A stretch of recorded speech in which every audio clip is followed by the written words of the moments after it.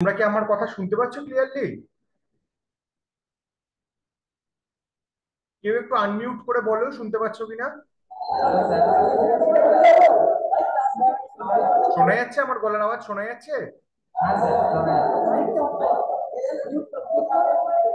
শোনা হ্যাঁ যাচ্ছে তো? স্যার, শোনা যাচ্ছে। ওকে ওকে ওকে, ঠিক আছে। তো আমি তোমাদের বায়োলজিটা নেব, ঠিক আছে? আজকে থেকে তোমাদের বায়োলজিটা স্টার্ট হচ্ছে, প্রবাবলি লাস্ট উইকে আমাদের হয়নি ক্লাসটা, ঠিক আছে? তো আমি একটু ইন্টারাক্ট করে তোমাদের সাথে পড়াতে চাই, ঠিক আছে? তো তোমাদের সাথে একটু কথাবার্তা যাতে হয় সেই ব্যবস্থাটা রেখো, একটু আনমিউট করে মাঝে মধ্যে কথাবার্তা বলো, ঠিক আছে? নিজেদের মধ্যে কথাটা কম বলে একটু আমার সাথে বলেও ভালো লাগবে তাই, ঠিক আছে? আচ্ছা, একটা জিনিস একটু আমাকে বলো যে তোমরা তোমাদের যে জীবন বিজ্ঞানের সিলেবাস বা বায়োলজিক্যাল সায়েন্সের যে সিলেবাস সেটা দেখা হয়েছে তোমাদের? ক্লাস 11-এ কি কি আছে দেখেছো সেটা?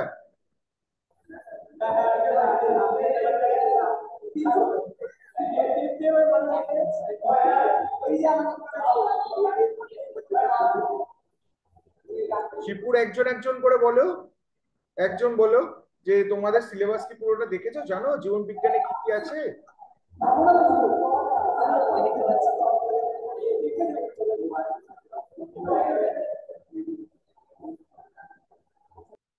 শ্রীরামপুর বলবে তোমরা জানো?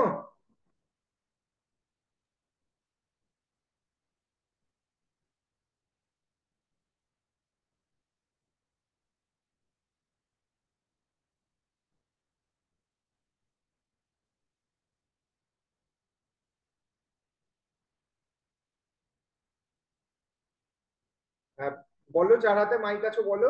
শিবপুর বলো, তুমি জানো এই বছর তোমাদের বায়োলজিতে কি কি সিলেবাস আছে, জানা আছে তোমার? আচ্ছা, আমি হ্যাঁ ডিসকাস করে দিচ্ছি। হ্যাঁ স্যার, হ্যাঁ স্যার, জানা আছে। জানা আছে? আচ্ছা বলো দেখি কি কি, মানে তোমাদের কি কি এবার আছে সিলেবাসে, বা কি কি করতে হবে বলে তোমার ধারণা, জাস্ট একটু বলো।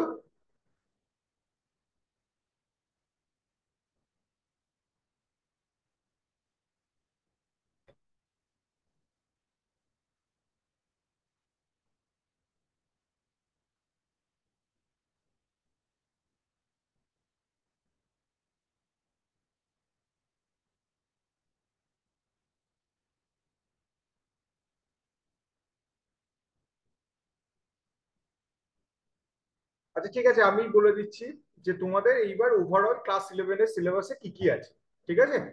প্রথমেই দেখবে যে তোমাদের যদি চ্যাপ্টার গুলো আমরা দেখি, চ্যাপ্টার গুলোকে মোটামুটি 5টা ডিফারেন্ট মডিউলে ভাগ করা আছে। প্রথম মডিউলটা কি না, প্রথম মডিউলটা হচ্ছে জীবনের বৈচিত্র্য বা জীবের বৈচিত্র্যকে নিয়ে আলোচনা করেছে। সেখানে আমরা কি কি জানতে পারবো, যে জীবের বিজ্ঞান মানে সেক্ষেত্রে জীব কাকে বলে, জীবের বৈশিষ্ট্যগুলো কি কি, ঠিক আছে, জীব বৈচিত্র্য বলতে কি বোঝায়, সেই জিনিসগুলো নিয়ে আমরা আলোচনা করব। তারপর যেটা আছে ট্যাক্সোনমি অ্যান্ড সিস্টেমেটিক্স, মানে সেক্ষেত্রে আমরা বিভিন্ন জীবকে কি কি ভাবে গ্রুপিং করা হয়, তার নামকরণ কি কি ভাবে করা হয় সেগুলো সম্বন্ধে জানবো। এবং তারপরে আছে জীবজগতের শ্রেণীবিন্যাস, ঠিক আছে? তারপর আছে উদ্ভিদ ও প্রাণীর গঠনতন্ত্র, সেখানে আমরা আলাদা আলাদা ভাবে উদ্ভিদের গঠনতন্ত্র সম্বন্ধে জানবো এবং একইভাবে প্রাণীদেহের গঠনতন্ত্র সম্বন্ধে জানবো। তারপর যেটা আছে যে কোষের গঠন এবং কার্য। তোমরা নিশ্চয়ই ক্লাস 9-10-এ কোষ সম্বন্ধে পড়েছো। কোষ কি না, আমাদের basic fundamental unit of our life, structural and functional unit of our life, তাই তো? মানে জীবদেহের গঠনগত এবং কার্যগত যে একক তাকেই আমরা কোষ বলি। তো এই কোষের গঠন কিরকম হবে, তার কাজ কি, এবং এই কোষের মধ্যে যেই যেই উপাদানগুলো রয়েছে তাদের কাজ কি, এবং আমরা যে কোষীয় যে অণু, কোষের যে বিভিন্ন বৃহদাকার যে অণুগুলো আছে, যে ডিএনএ আরএনএ প্রোটিন মলিকিউলস, এইগুলো সম্বন্ধেও আমরা আলোচনা করব, ঠিক আছে? এরপর যেটা আছে যে উদ্ভিদ শারীরবিদ্যা। উদ্ভিদ শারীরবিদ্যার মধ্যে কি কি রয়েছে দেখো, প্রথমে হচ্ছে পরিবহন, ঠিক আছে, যে কিভাবে উদ্ভিদ দেহের মধ্যে পরিবহন হয়। তারপরে আছে উদ্ভিদের মিনারেল নিউট্রিশন বা খনিজ পুষ্টি সম্বন্ধে আলোচনা করব, শ্বসন, সালোক সংশ্লেষ এবং উদ্ভিদের পুষ্টি ও বিকাশ।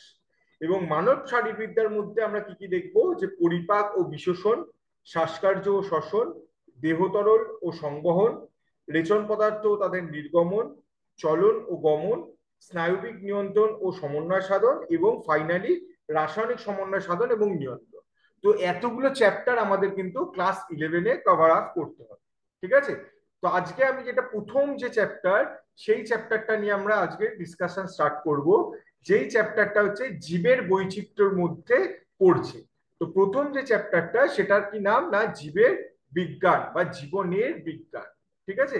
তো প্রথমেই তোমাদের কাছে আমার কাছে প্রশ্ন থাকবে যে জীবন বলতে কি বোঝো, ঠিক আছে? কেউ একজন বলো যে জীবন বলতে তোমরা কি বোঝো।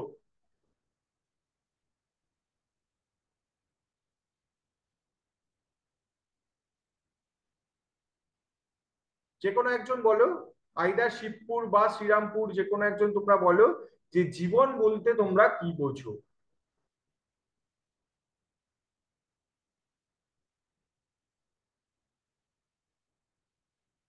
চেষ্টা করো, একটু চেষ্টা করো। দেখো, তোমাদের সাথে ইন্টারাক্ট না করলে কিন্তু আমি পড়াতে পারবো না, একটু ইন্টারাকশনটা দরকার। তোমরা শুনছো কি না শুনছো সেটা আমার জানাটা খুব দরকার। হ্যাঁ, একটু চেষ্টা করো। জীবন কাকে বলে বলো? নিশ্চয়ই তো জানবে, কোনো তো ধারণা আছে জীবন সম্বন্ধে।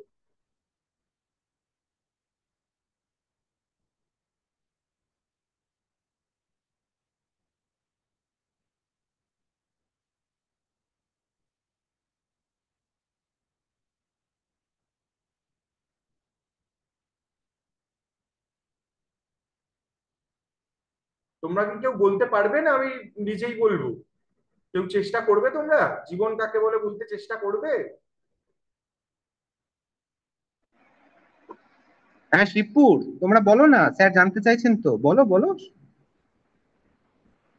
জীবন মানে কি? এটা খুব সামান্য ব্যাপার, হ্যাঁ, বলো না চেষ্টা উঠে। করো। যে যেইটুকু তোমরা একদম, জানো হ্যাঁ। সেটা চেষ্টা করো, তারপর আমি তো আবার বলবো। হ্যাঁ, ভুল হলে স্যার শুধরে দেবেন। ঠিকটা তো জানা হবে, স্যারও তো জানতে পারবেন তোমরা কতটা জানো। বলো না উঠে। শ্রীরামপুর, তোমরাও চেষ্টা করো। বায়োলজি পড়বে, জীবন মানে কি বোঝো?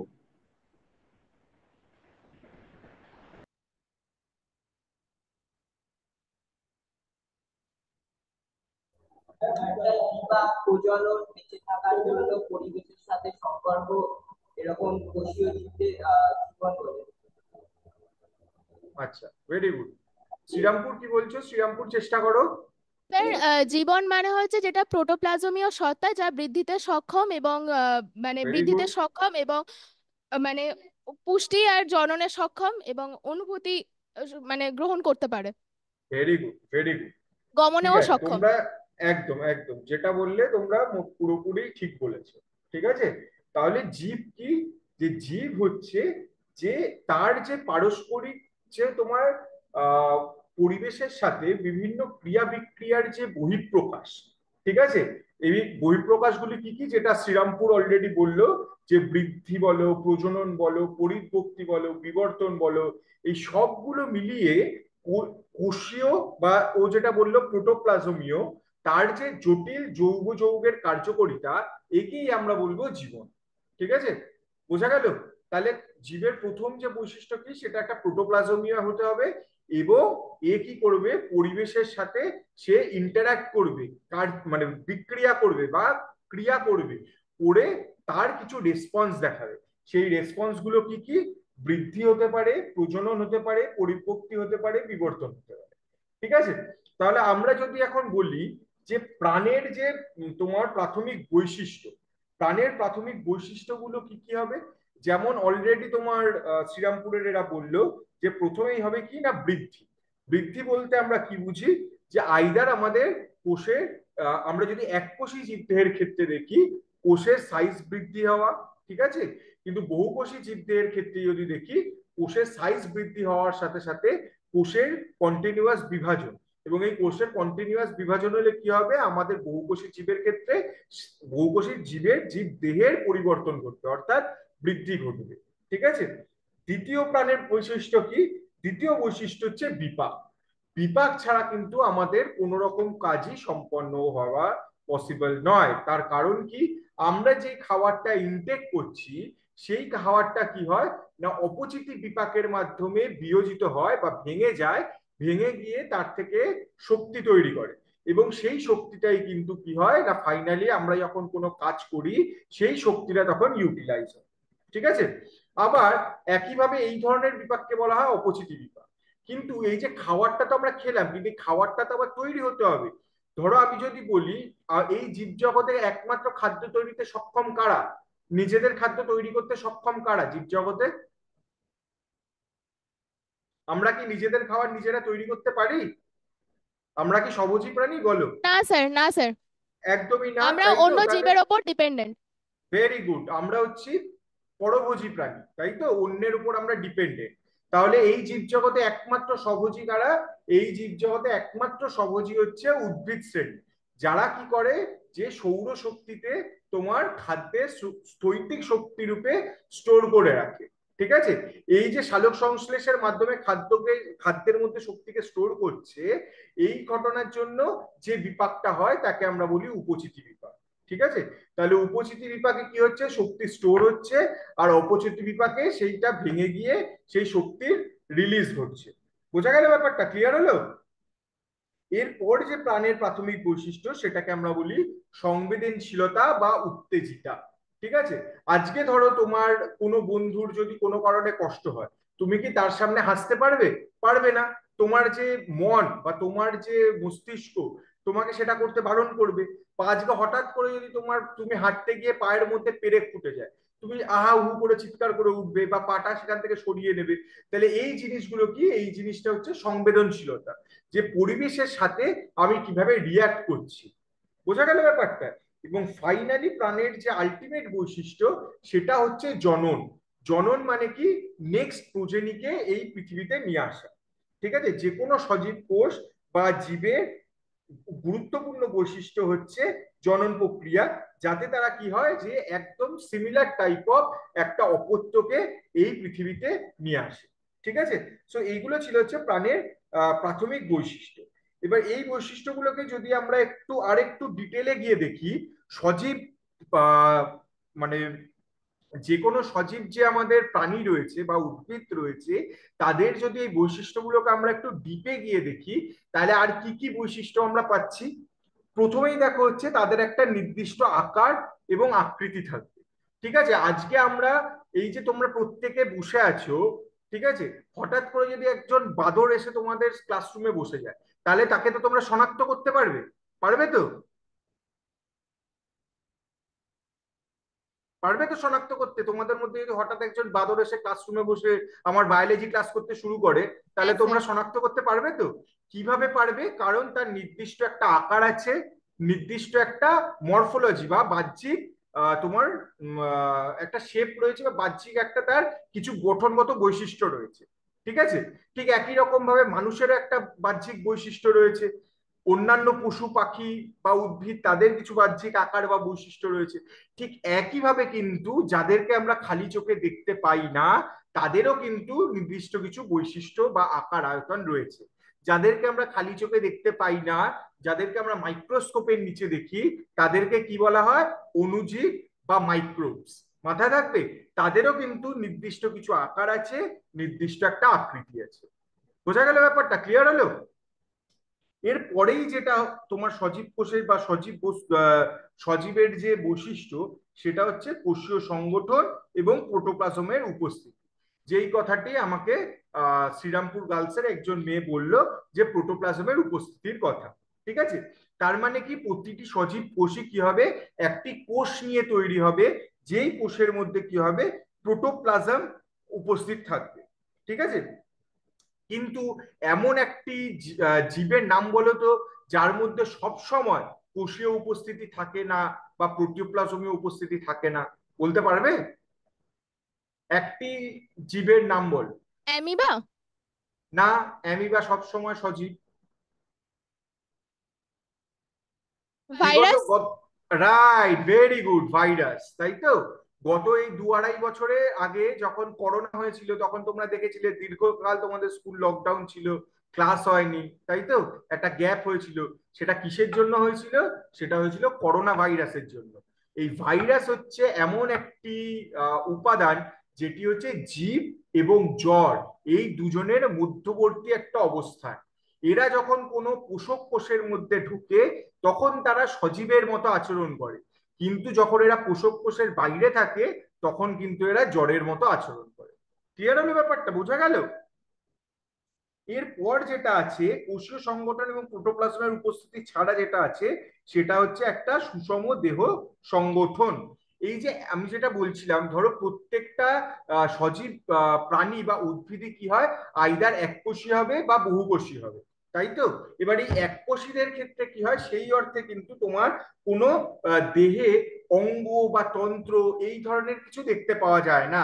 এদের এই একটি কোষের মধ্যেই জীবনের যাবতীয় বিপাক ক্রিয়া বা যাবতীয় তোমার যত রকম একটা জীবনের জন্য যত রকম ক্রিয়া বা বিক্রিয়া একটা কোষের মধ্যে দরকার হয়, সব একটা কোষেই সংগঠিত হয়। কিন্তু বহুকোষী জীবের ক্ষেত্রে, আমাদের ক্ষেত্রে কি হয় না, ধীরে ধীরে কোষগুলো বিভেদিত হয় এবং বিভেদিত হয়ে নির্দিষ্ট কিছু কাজের জন্য তারা অ্যালোটেড হয়ে যায়। এবং এর ফলে কি হয় যে প্রত্যেকটা এই মানে তোমার বহুকোষী জীবদের ক্ষেত্রে কি হয়, অঙ্গ বা তন্ত্র ইত্যাদির সমাহার দেখা যায়। ঠিক আছে, এবার তোমরা বলো দেখি যে কোনো একটা তন্ত্রের নাম বলো দেখি, জানো যেটা, আমাদের মানব দেহের যে কোনো একটা তন্ত্রের নাম বলো, এবং তার সাথে সাথে সেই তন্ত্রে কি কি অঙ্গ থাকে সেইটা সম্বন্ধে তোমরা একটু আমাকে বলো। স্যার কি বলে পৌষ্টিক তন্ত্র। ভেরি গুড, পৌষ্টিক তন্ত্রে কি কি থাকে বলো। স্যার পাকস্থলী, যকৃৎ, তারপরে গলবিল, ভেরি তারপরে গুড, অন্ত্র, আর লাস্টে তো ভেরি গুড, হচ্ছে ওই কি মলাশয়, মানে পায়ু দিয়ে বেরিয়ে যায়। Very good, very good, very good. কিন্তু তুমি যেটা ভুলে গেলে বলতে, সেটা হচ্ছে আমরা যেটা দিয়ে খাই, মুখবিবর, ও সেখান হ্যাঁ, থেকে আমাদের মুখবিবর। পৌষ্টিকতন্ত্র স্টার্ট হচ্ছে, তাই তো? ভেরি গুড, খুব ভালো শ্রীরামপুর। এরপর আমি শিবপুরের থেকে আশা করব শিবপুর একটা তন্ত্রের নাম বলবে এবং তার বিভিন্ন অঙ্গের নাম বলবে।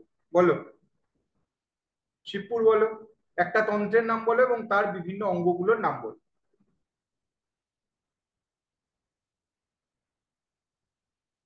ভয় পাওয়ার কিছু নেই বাবা, বলো শিবপুর।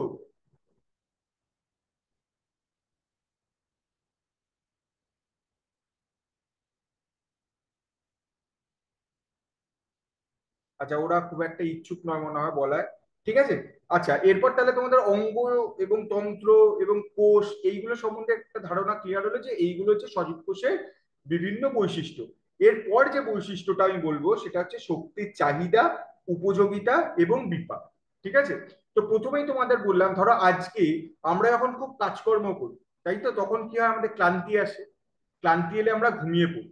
তাহলে এই যে কাজ করার সময় যে ক্লান্তিটা আসছে, তার মানে কি আমাদের শরীরে যেইটুকু শক্তি অবশিষ্ট ছিল সেইটুকু আমরা সম্পূর্ণ নিঃশেষ করে ফেলেছি। বোঝা যাচ্ছে ব্যাপারটা? আমি যে কোনো কাজই যদি করি, আজকে যদি আমি খুব এক্সটেন্সিভ ধরো এক্সারসাইজ করলাম, হ্যাঁ, বা ধরো তোমরা পড়াশোনা করতে করতে কোথাও খেলাধুলো করলে, বা এই যে বাড়ি থেকে স্কুল আসছো, স্কুল থেকে বাড়ি যাচ্ছ, এই সবগুলোই তো কিছু না কিছু কাজ, তাই তো? এবং এই কাজগুলো করার জন্য কি হয় যে আমাদের নির্দিষ্ট কিছু শক্তির দরকার। তাহলে এই শক্তিটা আসে কোথা থেকে? কি মনে হয় শ্রীরামপুর, এই শক্তিটা আসে কোথা থেকে?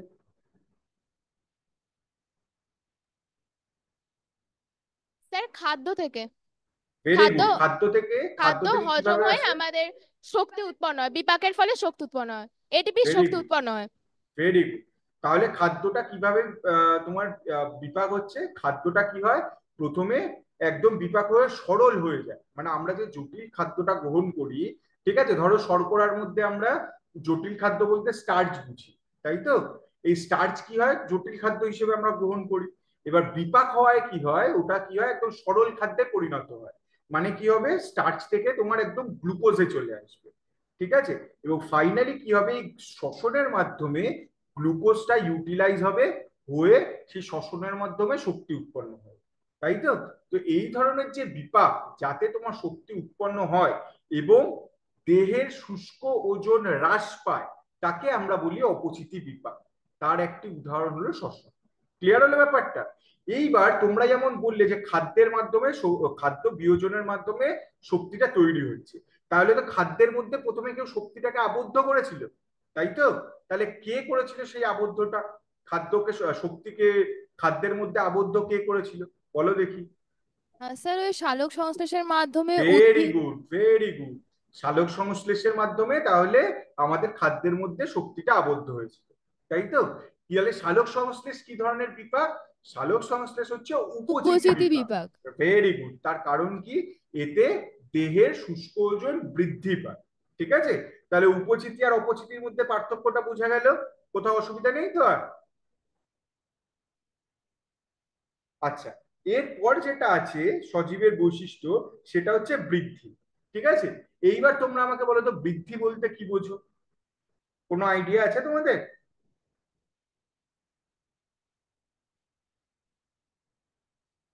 আমি তোমাদের দুটো টার্ম বলবো, সেই দুটো টার্মের মধ্যে পার্থক্য করতে পারো কিনা দেখো। একটা হচ্ছে বৃদ্ধি, যার ইংরেজি হচ্ছে গ্রোথ। ঠিক আছে, আরেকটা হচ্ছে পরিস্ফুরণ, যার ইংরেজি হচ্ছে ডেভেলপমেন্ট। তাহলে এই ডিফারেন্সটা আমাকে তোমরা একটু বলো, যে বৃদ্ধি এবং পরিস্ফুরণ, এই দুয়ের মাঝে তোমরা পার্থক্য কিভাবে নিরূপণ করবে, বলতে পারবে স্যার তোমরা? স্যার বৃদ্ধি মানে হচ্ছে যেমন ধরুন এই মানে মানে বিভাজনের ফলে যে একটা শারীরিক যে বৃদ্ধিটা, মানে ভেরি গুড, এইটা হচ্ছে বৃদ্ধি। আর বিকাশ ভেরি মানে গুড। হচ্ছে এই একের পর এক বৃদ্ধির ফলে যে জীবনে জীবনে যে অনেকগুলো ফেজ, মানে দশার যে পরিবর্তনটা না, হচ্ছে আমি এটা। বিকাশ বলিনি, আমি বলেছি পরিস্ফুরণ, হ্যাঁ বিকাশ হ্যাঁ, না। মানে পরিস্ফুরণ ওটাই আর কি, মানে একের পর এক হ্যাঁ, বৃদ্ধির ফলে যে এক একটা দশার মানে যে মানে মানে চেঞ্জ কি হয়, তাই তো? আবর্তনটা হচ্ছে, হ্যাঁ সেটা হ্যাঁ হচ্ছে হ্যাঁ, না, পরিস্ফুরণটা। এইটা একটু তোমাদের ভুল হলো। বৃদ্ধিটা তুমি ঠিক বলেছো, বৃদ্ধি হচ্ছে যে কোষ পরপর বিভাজিত হবে বা সাইজে বাড়বে। এককোষী জীবদের ক্ষেত্রে সাইজে বাড়াটাই বৃদ্ধি, এবং বহুকোষী জীবের ক্ষেত্রে সাইজে বাড়া অ্যাজ ওয়েল অ্যাজ তার নাম্বারে বাড়া। ঠিক আছে, এটাকেই আমরা বৃদ্ধি বলবো।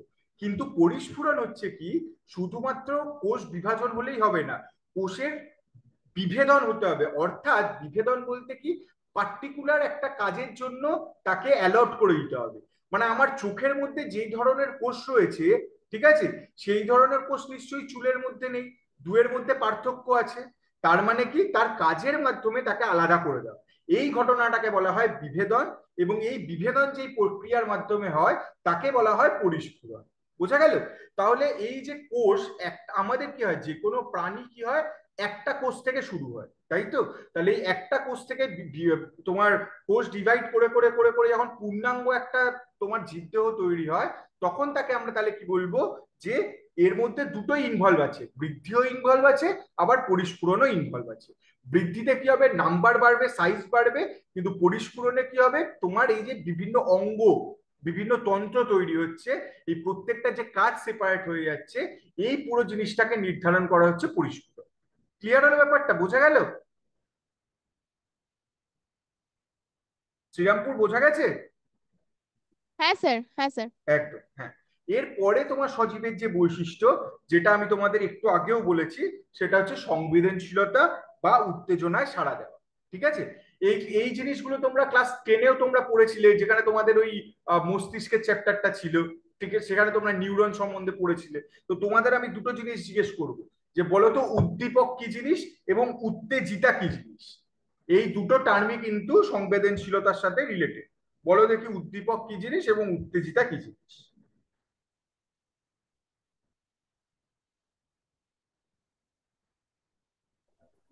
স্যার স্যার কোনো বাহ্যিক হ্যাঁ বস্তু হ্যাঁ, যখন বলো, শিবপুর চেষ্টা করছে, একটু বলো উদ্দীপক কি জিনিস।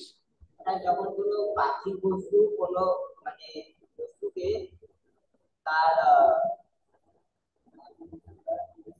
গভীর সাড়া দেওয়ার প্রবণতা করে তখন যে ঠিকটা সাড়া দেয় তাকে তার উত্তেজিত বলে।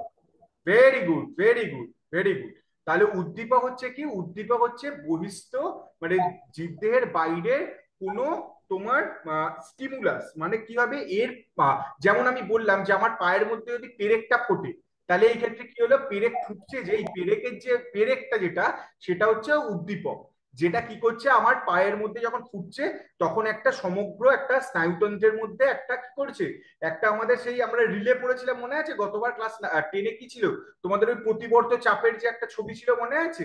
যে কি করে ও একটা কি করে তোমার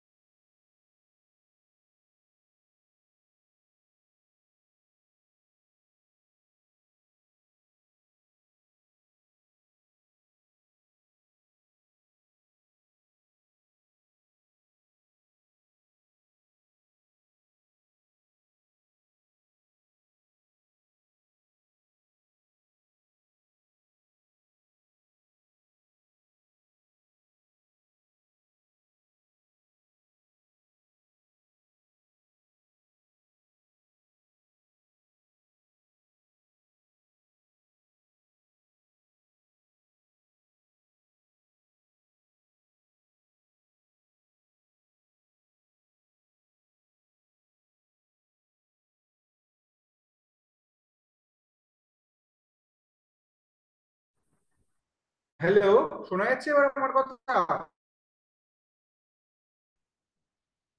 হ্যালো। হ্যাঁ স্যার, শোনা হ্যাঁ, অ্যাকচুয়ালি এখানে নেটে একটু প্রবলেম হয়েছিল, যার জন্য আর কি ডিসকানেক্ট হয়ে গেছিল। Don't worry.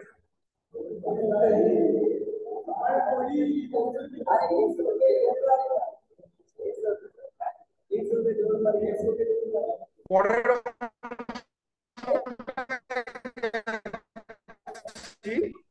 ঠিক আছে, তোমাদের সংবেদনশীলতা সম্বন্ধে বললাম। এর পরের যে অংশটা আছে সেটা হচ্ছে জীবের আরেকটা যে এটা বৈশিষ্ট্য, সেটা হচ্ছে জেনেটিক বস্তু। ঠিক আছে, জেনেটিক বস্তু তো তোমরা নিশ্চয়ই তোমাদের আইডিয়া আছে।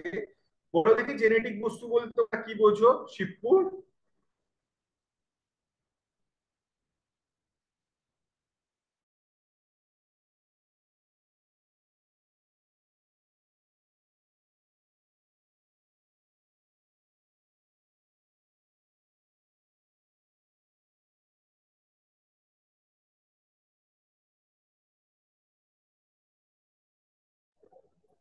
স্যার, কোশ্চেনটা একবার করবেন?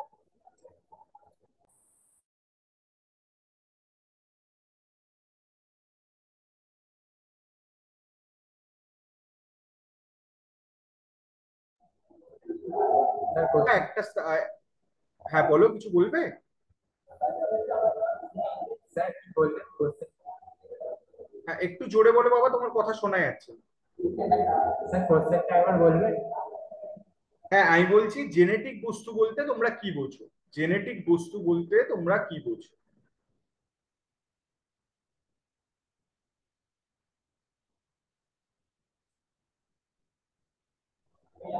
আচ্ছা, আমি বলে দিচ্ছি, তুমি বসো, আমি বলে দিচ্ছি।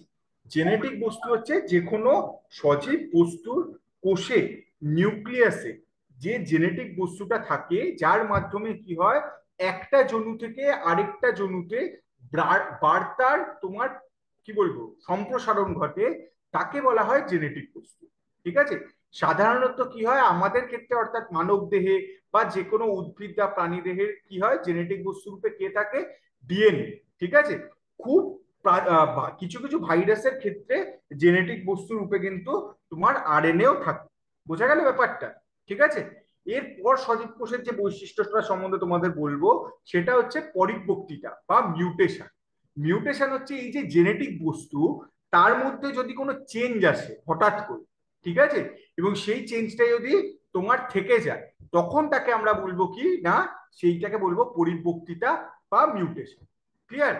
এর পরের যে তোমার সজীব কোষের বৈশিষ্ট্য, সেটা হচ্ছে অভিযোজন ক্ষমতা, যেটা তোমরা ক্লাস 10-এ পড়েছো, তাই তো? অভিযোজন মানে কি বলো, অভিযোজন মানে কি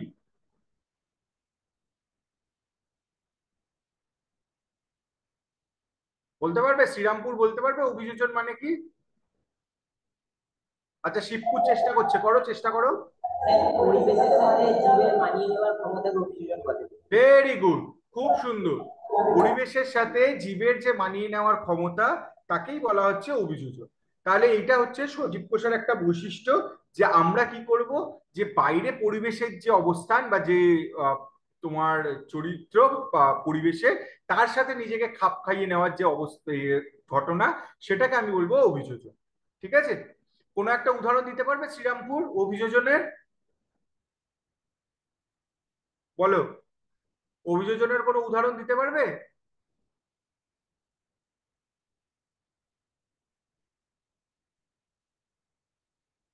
স্যার যেমন হচ্ছে মানে ওই গাছের উঁচু ডাল থেকে পাতা খাওয়ার জন্য জিরাফের আস্তে আস্তে মানে গলাটা লম্বা হয়ে গিয়েছিল, এটা। এটা অভিব্যক্তির, অভিযোজনের কি হতে পারে? এটা অভিব্যক্তির উদাহরণ। স্যার শিম্পাঞ্জি হবে? হ্যাঁ, বলতে পারো, শিম্পাঞ্জির বলতে পারো। ঠিক আছে, উটের। একদম উটের। ঠিক, উটের যে জল ধরে রাখার ক্ষমতা, তাই তো, যেহেতু ও হ্যাঁ হ্যাঁ মরুভূমিতে হ্যাঁ চলে। স্যার। ঠিক, তারপরে ভেরি গুড। আরবিসি গুলো যেটা হয় হ্যাঁ, উটের। ঠিক, একদম একদম, আরবিসির পায়রার শেপ চেঞ্জ হয়ে বায়ুথলি। যায়। ঠিক, পায়রার বায়ুথলি। আরেকটা পায়রার বায়ুথলি। Very good. তো এইগুলো হচ্ছে তোমার অভিযোজনের বিভিন্ন উদাহরণ। ঠিক আছে, এরপর জীবের, হ্যাঁ বসো, বসো শিবপুর, আবার জিজ্ঞেস করবো তোমাদের একটু একটু করে। হ্যাঁ, এরপর যেটা আছে জীবের বৈশিষ্ট্য, সেটা হচ্ছে সমন্বয় সাধন। এবার সমন্বয় সাধনটা কি, এর আগে যেটা বলেছিলাম সেটা হচ্ছে তোমার পরিবেশের সাথে সমন্বয়, ঠিক আছে, যার মধ্যে উদ্দীপক উত্তেজিত এগুলো ছিল। কিন্তু আমাদের যে শরীর, শরীরের মধ্যেও তো সমন্বয় সাধন করতে হবে ইন্টারনালি। এই যে বিভিন্ন অঙ্গ, বিভিন্ন তন্ত্র, প্রত্যেকটাকে তো তোমার কি বলবো, খুব ভালোভাবে যদি সমন্বয় না থাকে, তাহলে প্রপারলি আমাদের শরীরটা মেনটেন থাকবে না। তার জন্য জীবের অন্যতম বৈশিষ্ট্য হচ্ছে সমন্বয় সাধন করা উইদিন দেয়ার ওন বডি, ঠিক আছে। তার পরেরটা কি, দেহের অভ্যন্তরীণ সাম্যতা বা হোমিওস্টেসিস বজায় রাখা। এই অভ্যন্তরীণ সাম্যতা জিনিসটা কি, কোনো আইডিয়া আছে তোমাদের? অভ্যন্তরীণ সাম্যতা কি জিনিস বলতে পারবে? বাইরের পরিবেশকে আমরা যখন অগ্রাহ্য করব, মানে বাইরের পরিবেশ যখন আমাদের ইন্টারনাল যে সাম্যতা সেটাকে যখন আমাদের কোন রকম কি বলবো ইনফ্লুয়েন্স করবে না, শুধুমাত্র আমাদের অভ্যন্তরীণ যে ধরো বিভিন্ন আয়নের হতে পারে ব্যালেন্স, জলের ব্যালেন্স হতে পারে, লবণের ব্যালেন্স হতে পারে, এই সবকিছুর যে সাম্যতা বজায় রাখা, সেটাকে বলা হয় যে দেহের আভ্যন্তরীণ সাম্যতা বা ইন্টারনাল হোমিওস্টেসিস। ক্লিয়ার? এবং তারপর জীবের যে বৈশিষ্ট্য সেটা হলো জনন, জীবনচক্র এবং ফাইনালি বার্ধক্য এবং মৃত্যু, ঠিক আছে। তো জনন সম্বন্ধে অলরেডি তোমাদের একটু আগে বলছিলাম যে কি না, নতুন একটা প্রজেনিকে নিয়ে আসে একই রকম দেখতে, ঠিক আছে। এবং জননের পরবর্তী ক্ষেত্রেই কি চলে আসছে, যে জীবন চক্র। মানে জীবন চক্র কি জিনিস, যে একটা জীবনের যে বিভিন্ন ধাপ, যেটা শ্রীরামপুর একবার বলছিলে যে বিকাশের বিভিন্ন পর্যায়। না আমরা যদি মানুষের দেহে মানুষ হিসেবে দেখি, যে শৈশব, কৈশোর, ঠিক আছে, বা শৈশব, তারপর বাল্যকাল, কৈশোর, তারপর যৌবন এবং ফাইনালি বার্ধক্য এবং মৃত্যু। তাহলে এগুলো হচ্ছে different stages of life cycle of a human being. বোঝা গেল ব্যাপারটা? ক্লিয়ার হলো? তাহলে ফাইনালি এই বার্ধক্য এবং মৃত্যুর পর কি হচ্ছে, আমাদের এই জীবন চক্রটা কমপ্লিট হচ্ছে, ঠিক আছে। তাহলে এইগুলো ছিল হচ্ছে জীবনের বিভিন্ন বৈশিষ্ট্য, যেগুলো নিয়ে আজকে আমরা আলোচনা করলাম, ঠিক আছে। পরের দিন আমরা কি করব, জীববৈচিত্র্যের সংজ্ঞা থেকে আমরা স্টার্ট করব। তো আজকে যতটা তোমাদের যা পড়ালাম, টাইম মোটামুটি ওভার। কোথাও কি কোনো অসুবিধা আছে বলো? প্রথমে শ্রীরামপুর বলো, কোথাও অসুবিধা আছে? না স্যার। ঠিক আছে, ভেরি গুড। তাহলে পরের দিন আমরা এরপর থেকেই স্টার্ট করব। শিবপুর, তোমাদের থেকে একটু আমি রেসপন্স আশা করছি। বোঝা গেছে তো যতটুকু যা বলেছি? হ্যাঁ স্যার। Very good. আচ্ছা, আমি কিন্তু আশা করব তোমরা নেক্সট দিন এই অংশটুকু পড়বে। খুব অল্প জায়গা পড়িয়েছি। আমি কিন্তু তোমাদের নেক্সট দিন পড়া ধরবো এবং তারপর আমি নতুন চ্যাপ্টারে যাব, ঠিক আছে। আজকের ক্লাসের সময় শেষ, ঠিক আছে। তাহলে আজ এই অবধি থাক।